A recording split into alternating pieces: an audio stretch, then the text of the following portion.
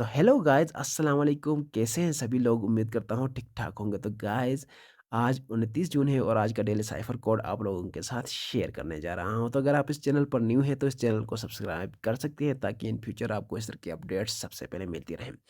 तो चलिए आज का डेली साइफर कोड क्रैक करते हैं। तो सबसे पहले आप लोगों ने डेली साइफर वाले ऑप्शन पर एक बार टैप करना है। टैप करने के बाद आप लोगों ने सबसे पहले आज टाइप करना है ई के लिए आप लोगों ने एक बार टैप करना है। ये आपका टाइप हो जाएगा। उसके बाद आप लोगों ने टी टाइप करना है। टी के लिए आप लोगों ने एक बार होल्ड करना है।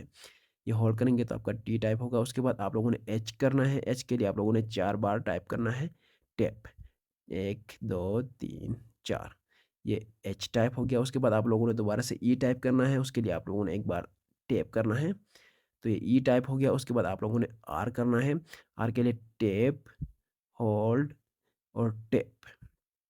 ये आपका आर भी टाइप हो गया। उस तरह से आपका ये आज का कोड क्रैक हो गया और आप इस तरह से 1 मिलियन कॉइन्स हासिल कर सकते हैं। तो thanks for watching. Bye bye.